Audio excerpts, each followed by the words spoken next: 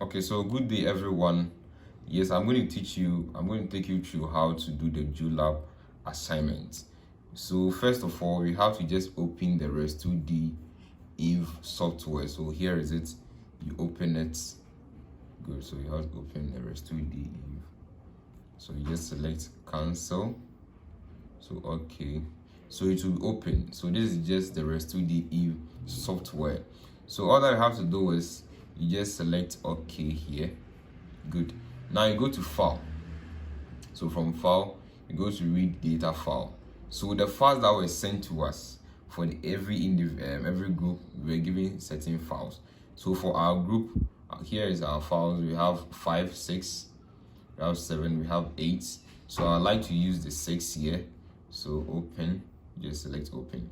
So you can see that settings has been displayed on the screen. We have the electrode space and we have the Werner array. We have measurement in apparent resistivity. We have the total number of datum points, and you have first electrode location, last electrode location, and things. So you just take a picture of this because you need some of them in your report writing. Okay, so for the assignment, we asked that we should use a multi-electrode array, but here lies the case. We have Werner array here, so someone would like to change to maybe a multi-electrode or something. But from the lecturer, Prof. Inin, he assisted us in doing ours. So he made us understand that the Werner array here is also a multi-electrode array, and this is not because this is not a genuine version of the app or the software. You can't change the array. It becomes very difficult when doing that. Good. So we advise that we all use the Werner array to get our results. So you just select OK here. Okay. So from here you go to inversion. So from inversion you just select carry out. You go to model discretization. So from model discretization you go to use extended model. So you select no here. So okay. So this one will be displayed on your screen. You can see this being displayed on the screen. So from here you go to inversion, then go to carry out inversion. So when you select the carry out inversion, you need to save whatever thing that you are doing. So you can decide to save it in the same folder that your files are being saved, or you can decide to save it in a different folder, or you can decide to save it on a desktop or any place that you want. So for me personally, I'll select desktop here. So I just save it on a desktop. So you just select save. Yes, but I've already done it, so I just replace it. Just select yes to just replace it. So you can see that everything in the process keep on going. Okay, so now you can see that we've written iteration 4 here with error, which is equal to 2.1%. Now from the assignment, we were given that we should use iteration 5 and above, but here lies the case. Our iteration is just 4. So it was a problem that we were facing, and Prof. Any made us understand that since the error is not that significant, 2.1%, we can still use the iteration 4 to get our results. And this is not a genuine version. That's the problem. So the higher iterations can't be gotten from this mode because of the way the app is. This is not a genuine app. So you just give your iteration up to 4. But what you have to notice, we have 3 diagrams here. We have 1, we have 2, we have 3, the last one. But what we are interested in is the last one. The last diagram is what we are interested in. So we try to get a picture of the last one so that we can include it in our results or in the reports that we will be writing. So this is the only thing, this is the diagram that we need to do. So you go to display here, then you go to show inversion results. So when you select show inversion results, a new window will be open. Then we have file, data section, change data settings. We have all these things there. So what you have to do is just select OK.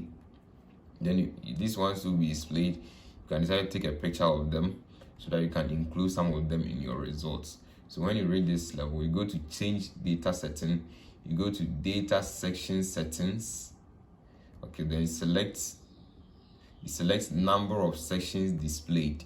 Now from the previous diagrams that we saw on the screen, there were 3 diagrams. So the one that we are interested in is the last one. So in view of that, we are going to display only that diagram. We can decide to display all the three by just select display three sections.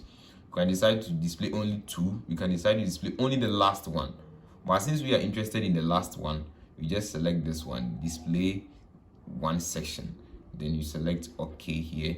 So OK. Then you go to display section. Select this one. Go to model display. Then you go to display data and model section. So the iterations you see, so 4, select OK. Logarithm contour interval has already been selected, so you just select OK here.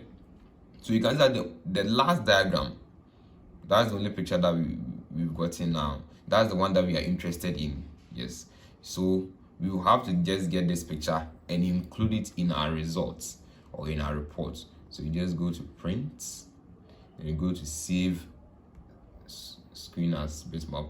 So I like to save it on the desktop again, so I just save. So it says screen image save in file, so you just select OK here. So you just decide to close the app or the software, so just close it. Yes, so you can see that the 6 has been displayed on the screen. So this is the image that we wanted all this while, and we've gotten it. So let's open it. Yes, so it's been opened in a paint application. You can see it here. This is a paint application, but we just want this picture, all the spaces, this white background. We don't need for anything, so we can just crop the image. You can crop the image to get just a portion of the whole thing. So you just crop this. So you crop this place to just small one. So when you get this, you just go to file and you go to save as JPEG or PNG. You can choose any of them. So I'll prefer JPEG. So you just use JPEG. Then you go to save on the desktop. So it has been saved on the desktop. You can just close the file, the paint application, just close it. So you can see that the image that you are looking for all this while is here. You can just display it on the screen. Just open it and it will just come for you. So in case you are writing a report and you need that picture to just include it in your report, just go and you insert the picture into the report. Okay, so I think it's fine difficulty to open, but I'll open it right now. Yeah, so when you open it, it's the same diagram that we saw earlier. Yes, so I think that's all for now. You can use the same thing to do for the other files too as well.